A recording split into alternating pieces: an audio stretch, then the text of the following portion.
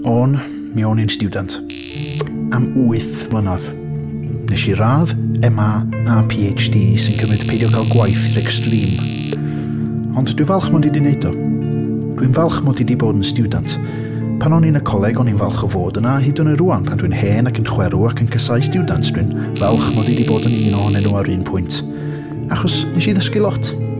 Dwi'n meddwl un o brif bwrpasau'r ddynol ryw wedi ddysgu dyddyn feddyliol I wella'n hunan ac wrth wneud gwella eraill. Be am I fi restru'r pethau nes I ddysgu yn y coleg? Mae gwachad catchphrase am 2 awr yn fwy hwyl na gweithio, dyna un. O fyw ym Mhant y Celyn am 2 mlynedd, dwi wedi dysgu bod The Shining yn fwy realistig yn o'n i'n feddwl. A dwi wedi dysgu bod bob un merch, dim just y rhai nes I dyfu fyny efo nhw, yn meddwl mod i'n weirdo draw llydriennus dros a gael I ddifa, sy'n wastad yn neis cael gwybod. Na ni, gwerth bob ceiniog. Ond mae yna lot o bobl sy'n rhoi di meddwl bod yn student yn casau'r coleg a phawb sy'n mynd yna. A di hwnna ddim achos bod nhw'n rhy stupid diog anllythrennog rhagfanllyd a threisgar I fynd I hunan. Na, dwi'n eisiau chi feddwl hynny. Achos bod nhw'n mynd I brifysgol yn barod, ydych chi'n gweld. Prifysgol bywyd. Mae'n brifysgol da, fel maen nhw'n mynd. Am ddim I ymuno sy'n bonus y dyddi yma. Sy'n rhaid I chi fynd I neuadd breswyl, gewch chi aros rwla da chisio hyd yn oed ar y stryd yn eich piwc i'ch hun. Dyn nhw ddim yn particular iawn. Ac mae dosbarthiadau'n rhedeg o fore gwyn tan nos sy'n da. Oce, dydyn nhw ddim o'r drwyadl a dyrlithodd coleg. Deg gwir rhan fwy o'r amser, da chi'n dysgu bugger all, ond come on. Wedi deud hynny, mae yna gwestiynau digon dilys allwn ni ofyn am brifysgol bywyd. Yn gyntaf, os da chi'n stiwdant ym mhrifysgol bywyd, ydy hwnna'n golygu bod pawb sydd ddim di marw.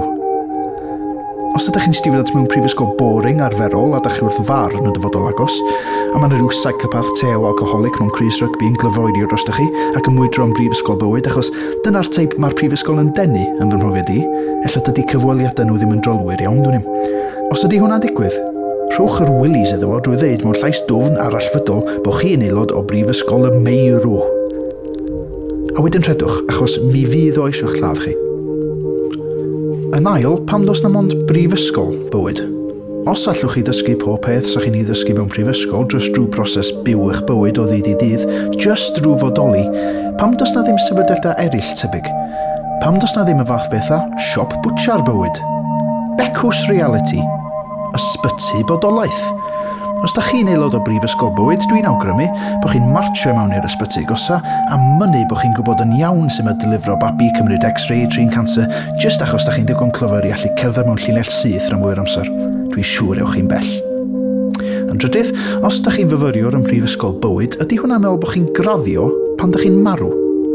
Os da chi'n digwydd nabod rhywun sy'n yn fyfyriwr yn y brifysgol arbennig yma, ac maen nhw'n amffodus yn yngadol ni, damwain gar ella neu lofruddiaeth, neu ella bod yr holl wybodaeth yn eu penna nhw'n mynd yn ormod a bod nhw jyst yn meddwl I hunan I farwolaeth, dwi'n gwybod. Os di hynny'n digwydd, pidwch â phoeni. Ar ddiwrnod o'r angladd, gwisgwch gap, gwisgwch gawn, ac ar y foment mae'r arch yn suddo mewn i'r ddaear, taflwch eich cap mewn i'r awyr a gweithwch o'r o flaen yr holl alarwyr. Dyna be fes nhw isio. Yn ola, fy holl ymdrechion, dwi roed I gallu ffeindio'r prif adeilad ar fap. Sy'n rhyfedd, bron fel nad ydi o'n bodoli, a bod yr holl syniad yn llwyddo hen as, a bod pawb sy'n iwsio'r term yn ffyliad heb ddau gellemynydd I rwbio yn erbyn I gilydd. Bron.